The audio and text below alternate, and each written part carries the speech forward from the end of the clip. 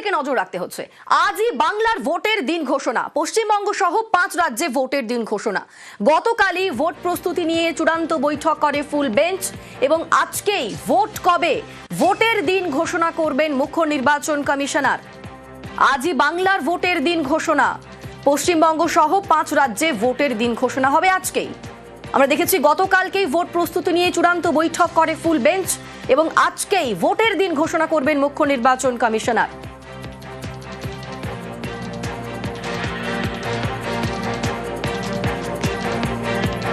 আমাদের সঙ্গে সরাসরি রয়েছেন প্রতিনিধি মৈত্রেয়ী। মৈত্রেয়ী, এখনো পর্যন্ত নির্বাচন কমিশন সূত্রে কি খবর পাওয়া যাচ্ছে, ভোট কবে হতে পারে? দেখো, আর মাত্র 2 ঘন্টার অপেক্ষা। বিকেল 4টের সময় দিল্লির বিজ্ঞান ভবনে পশ্চিমবঙ্গ সহ যে 5 রাজ্য এবং কেন্দ্রীয় শাসিত অঞ্চলের নির্বাচন রয়েছে সেখানকার নির্বাচনের নির্ঘণ্ট ঘোষণা হবে এবং জাতীয় নির্বাচন কমিশনের তরফ থেকে ইতিমধ্যেই দফায় দফায় বৈঠক করা হয়েছে। নির্বাচন কমিশনের আধিকারিক তো বটেই, তার সঙ্গে সঙ্গে স্বরাষ্ট্র মন্ত্রকের যারা কর্তা এবং আধিকারিকরা রয়েছেন তাদের সঙ্গেও এখনো পর্যন্ত যেটা জানা যাচ্ছে যে পশ্চিমবঙ্গ ছাড়া বাকি রাজ্যগুলিতে এক দফায় ভোট হওয়ারই সম্ভাবনা সব থেকে বেশি এবং বাংলার ক্ষেত্রে 2 থেকে 3 দফা ভোট হতে পারে এবং দিন একেবারেই মৈত্রেয়ী সেদিকেই নজর থাকছে যে এবারের রাজ্যে কত দফায় ভোট হবে সেদিকেই নজর রেখেছেন প্রত্যেকেই। বাংলায় কত দফায় ভোট নির্ঘণ্ট প্রকাশের আগেই তুঙ্গে জল্পনা, কারণ আমরা দেখেছি এর আগে 7 থেকে 8 ফেজে নির্বাচন হয়েছে রাজ্যে, আর এবার বিরোধীদের দাবি হচ্ছে 1 থেকে 2 দফায় ভোট করতে হবে এবং এবার বিরোধীদের দাবি মেনে কমছে দফা। 15 থেকে 30 এপ্রিলের মধ্যে ভোট হতে পারে, তবে কত দফায় নির্বাচন হবে? আমাদের সঙ্গে সরাসরি সোমরাজ রয়েছেন প্রতিনিধি। সোমরাজ, এখনো পর্যন্ত কি খবর, কত দফায় ভোট হতে পারে বাংলায়?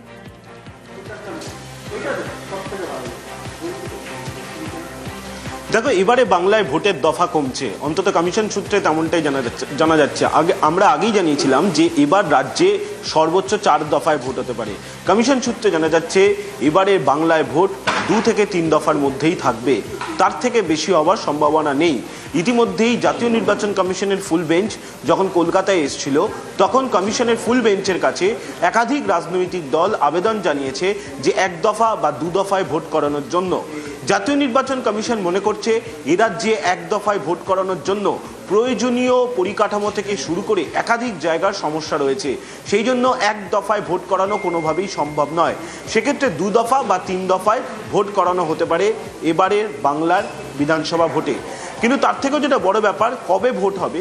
কমিশন সূত্রে জানা যাচ্ছে 15ই এপ্রিলের পর থেকে 30শে এপ্রিলের মধ্যেই ভোট হবে এবং সেক্ষেত্রে 2 থেকে 3 দফায় যে ভোট, সেই ভোট 15ই এপ্রিলের পর থেকে শুরু হবে এবং 30 এপ্রিলের মধ্যে শেষ করে দেওয়া হবে। গণনা হবে মে মাসের প্রথম দিকে, অর্থাৎ 2রা মে বা 3রা মে ভোটের গণনা হতে পারে। তুমি জানো যে এ রাজ্যে বিধানসভার মেয়াদ রয়েছে 7ই মে পর্যন্ত, তার আগেই কমিশন গোটা প্রক্রিয়া শেষ করে দেবে। 2021-এর বিধানসভা নির্বাচন বা 2024-এর লোকসভা নির্বাচন, তার থেকে এবার বাহিনীর পরিমাণ বাড়ছে।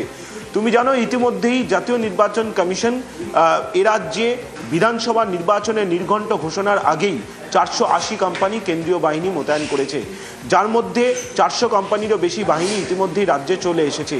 সেক্ষেত্রে কমিশন সূত্রে জানা যাচ্ছে 2021 এবং 2024-এর তুলনায় এবারে রাজ্যে বাহিনীর পরিমাণ বাড়ছে। যেটা গুরুত্বপূর্ণ দিক, যেটা এবারের ভোটে এ রাজ্যের ক্ষেত্রে একটা ব্যতিক্রমী জায়গা, সেটা হচ্ছে এবারে যখন রাজ্যে ভোট হবে তখন 60 লক্ষেরও বেশি ভোটার এখনো পর্যন্ত আন্ডার অ্যাডজুডিকেশনের তালিকায় থাকছে। অর্থাৎ আজকে যখন জাতীয় নির্বাচন কমিশন ভোটের নির্ঘণ্ট ঘোষণা করবে এ রাজ্যের জন্য, তখন সেই দিকে আবার দেখা যাচ্ছে 60 লক্ষেরও বেশি ভোটার তারা আন্ডার অ্যাডজুডিকেশনের তালিকায় রয়েছে। কমিশন সূত্রে জানা যাচ্ছে চলতি সপ্তাহেই প্রথম সাপ্লিমেন্টারি তালিকা প্রকাশ করে দেওয়া হবে। সেক্ষেত্রে সম্ভাবনা রয়েছে বৃহস্পতিবারের মধ্যেই প্রথম সাপ্লিমেন্টারি তালিকা প্রকাশ করে দেওয়ার। এখনও পর্যন্ত কমিশন সূত্রে জানা যাচ্ছে 15 লক্ষেরও বেশি ভোটারের অভিযোগে নিষ্পত্তি করতে পেরেছেন জুডিশিয়াল অফিসাররা। সেক্ষেত্রে বুধবার পর্যন্ত যত সংখ্যক অভিযোগের নিষ্পত্তি জুডিশিয়াল অফিসাররা করতে পারবেন তার নিরিখে প্রথম সাপ্লিমেন্টারি তালিকা প্রকাশ করে দেওয়া হবে। কিন্তু 3 দফায় বা 2 দফায় যদি ভোট হয় রাজ্যে, তার আগে কি 60 লক্ষেরও বেশি অভিযোগের নিষ্পত্তি করা সম্ভব? যদিও সম্প্রতি জাতীয় নির্বাচন কমিশনের ফুল বেঞ্চ যখন কলকাতায় এসেছিল তখন তারা এই বিষয়ে স্পষ্ট কোনো অবস্থান জানায়নি কমিশনের। ফলত সেই জায়গায় দাঁড়িয়ে এই জায়গাটাই এখন সবথেকে বড় প্রশ্নের জায়গা হয়ে দাঁড়াবে। এ রাজ্যের বিধানসভা ভোটের নিরিখে এই 60 লক্ষেরও বেশি ভোটার যারা আন্ডার অ্যাডজুডিকেশনের তালিকায় রয়েছেন, সব অভিযোগের নিষ্পত্তি কি করা যাবে?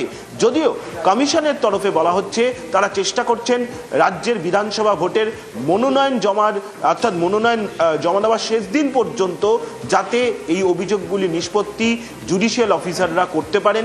ইতিমধ্যেই জুডিশিয়াল অফিসারদের কাছে জাতীয় নির্বাচন কমিশনের তরফে যে সফটওয়্যার তা তৈরি করা হয়েছে তা পাঠিয়ে দেওয়া হয়েছে। প্রথম দফা সাপ্লিমেন্টারি তালিকা তারা প্রকাশ করে দেবেন, আশা প্রকাশ করছেন এই বৃহস্পতিবারের মধ্যেই, এবং তারপর দ্বিতীয় দফা তৃতীয় দফাতেও সাপ্লিমেন্টারি তালিকা প্রকাশ হবে। সেই তালিকাগুলি কবে প্রকাশ হবে? যদিও কমিশনে বলছে যে কমিশনের হাতে পর্যাপ্ত সময় রয়েছে এবং সেক্ষেত্রে কমিশন মনে করছে যে সময়সীমা রয়েছে তার মধ্যে 60 লক্ষেরও বেশি ভোটারের যে নথি আন্ডার অ্যাডজুডিকেশনের তালিকায় রয়েছে সেটা অভিযোগে নিষ্পত্তি করে দেওয়া সম্ভব, এবং সেই লক্ষ্যেই কমিশন এই ভোটের দিকে এগোচ্ছে। অবশ্যই আর কিছু সময়ের অপেক্ষা, তারপরেই জাতীয় নির্বাচন কমিশন এ রাজ্যে বিধানসভা ভোটে নির্ঘণ্ট ঘোষণা করে দেবে বিকেল 4টে নাগাদ। এ রাজ্যে 2 থেকে 3 দফার মধ্যেই বিধানসভা ভোট হতে চলেছে, তেমনটাই কমিশন সূত্রে খবর। একেবারে আজই বাংলার ভোটের দিন ঘোষণা, পশ্চিমবঙ্গ সহ 5 রাজ্যে ভোটের দিন ঘোষণা হবে আজকে, এবং গতকালই ভোট প্রস্তুতি নিয়ে চূড়ান্ত বৈঠকে ফুল বেঞ্চের। আজ বিকেলে দিন ঘোষণা করবেন মুখ্য নির্বাচন কমিশনার। আর এই নিয়ে শুভেন্দু অধিকারী কি বলছেন দেখব। আমরা চাই কম দফাতে ভোট হোক, যত কম মিনিমাম দফাতে, কিন্তু নিরাপত্তায় কোনো সমঝোতা না করে। আমরা চাই না কোচবিহারে ভোট দিয়ে সকালবেলা 3 দিন পরে মালদাতে ভোট দিয়ে, তার 3 দিন পরে বারাসাতে এসে ভোট দিয়ে, তারপরে এসে ভবানীপুরে ভোট ছাড়ুক কালি তুলতে তুলতে। এই জিনিস চাই না। ফিরহাদ হাকিম তিনি কি বলছেন শোনাবো। নির্বাচন ঘোষণা হবে, নির্বাচন আসবে যাবে। বাংলার মানুষ মমতা ব্যানার্জির সাথে তৃণমূলে ছিল, তৃণমূল পক্ষে ছিল, আছে, থাকবে। তার কারণ সারা বছর যে যোগাযোগ সেটা বাংলার মানুষের সাথে তৃণমূল কংগ্রেসের আছে। পাড়ায় পাড়ায় যে সংগঠন সেটা তৃণমূল কংগ্রেসের আছে। সুখে দুঃখে মানুষের পাশে দাঁড়ানোর যে কাজ সেটা তৃণমূল কংগ্রেসের কর্মীরা করে। তাই নির্বাচনে কোনো বড় কিছু এফেক্ট হবে না। গিরিশ পার্কে তৃণমূল বিজেপির সংঘর্ষ, মন্ত্রী শশী পাঁজার বাড়িতে হামলা ভাঙচুর, আর এ নিয়ে রাজনীতির হাওয়া গরম।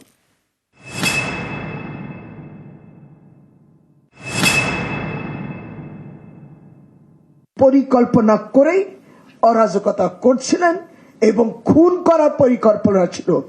This is my allegation, serious, এবং এটা নিয়ে আমি এফআইআর করছি।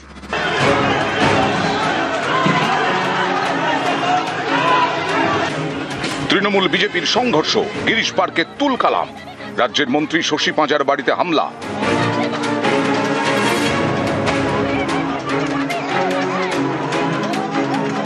চালানো হয় ভাঙচুর। অভিযোগ, ব্রিগেডের সভায় যাওয়ার পথে হামলা চালান বিজেপি কর্মী সমর্থকরা। এই ঘটনায় শশী পাঁজার সুর সপ্তমে। পরিকল্পনা করেই অরাজকতা করছিলেন এবং খুন করার পরিকল্পনা ছিল, এবং এটা নিয়ে আমি এফআইআর করছি। একজন মহিলা মন্ত্রী, তার বাড়ির উপরে, অজিত পাঁজার বাড়ির উপরে, মমতা বন্দ্যোপাধ্যায়ের মহিলা মন্ত্রীর উপরে আপনি আক্রমণ করলেন, নারী বিদ্বেষের কথা পরিষ্কার বোঝা যায়। ওরা বাসে এনেছে ইট, বোতল, বোম, লাঠি, সোটা কি নেই। এরা গুন্ডা, আমি বলবো গুন্ডাও না, দে আর মার্ডারার্স। এরপরে যেভাবে তারা অ্যাটাক করলো এই বাড়ি, মানে পরপর অ্যাটাক করছে, তারপর আর পুলিশ আর সামলাতে পারে, পুলিশ কেউ অ্যাটাক, আর এরা যাচ্ছে ব্রিগেডে, লাঠি সোটা বোম, গুন্ডা, মার্ডারার, আর এরা বাংলা দখল করবে। একটা নয়, দুটো নয়, মুহুর্মুহুর বাস থেকে गुंडारा नेमे अटैक करेছে, আমাকে ইনজার করেছে, ইট से मारा है। अरे ये गुंडा नहीं, ये खूनी है। মন্ত্রী শশী পাঁজার বাড়িতে হামলা, এ নিয়ে রাজনৈতিক চাপানুতোর তুঙ্গে। প্রতিটা হিসেব বুঝে বুঝে নেওয়া হবে। এই যে যা যা হুমকি আজকে প্রধানমন্ত্রী দিলেন, আর হুমকির একটা হাতে গরম নিদর্শন আমরা রাস্তার উপর আমরা দেখতে পেলাম গিরিশ পার্কে, যেখানে আমার মাননীয় মন্ত্রী সহকর্মী শ্রীমতী শশী পাঁজার বাড়িতে একটা ভ্যান্ডালিজম চালালো বিজেপি কর্মীরা। যখন জানতে পারে যে এটা মন্ত্রী শশী পাঁজার বাড়ি লক্ষ্য করে ঢিলছোড়ের মন্ত্রী তখন বাড়ি আক্রমণ করা হয়, ঢিলে বোতলে কাঁচের টুকরোয় বাড়ি ভরিয়ে দেওয়া হয়।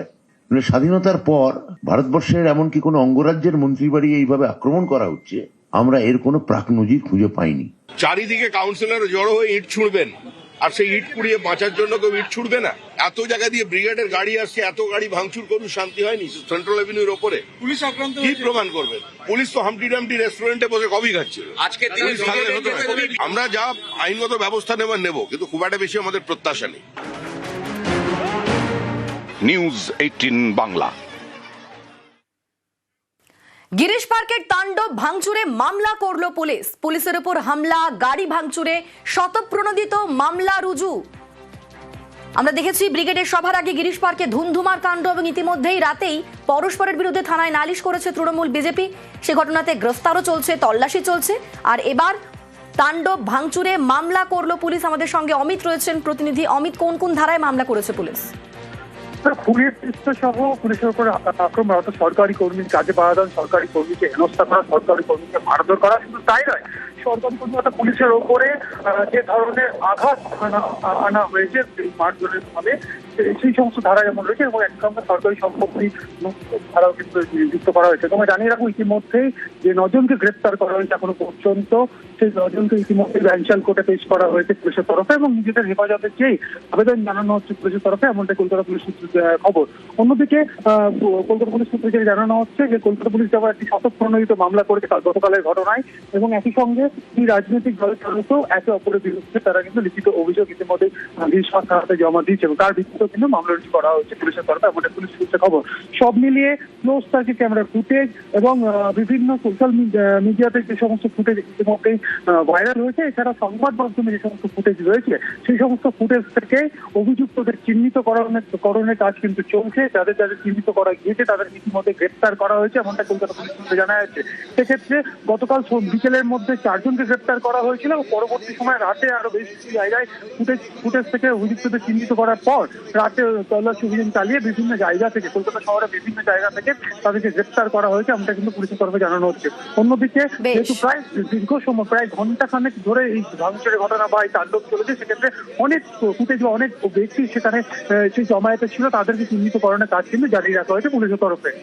বেশ, ধন্যবাদ অমিত।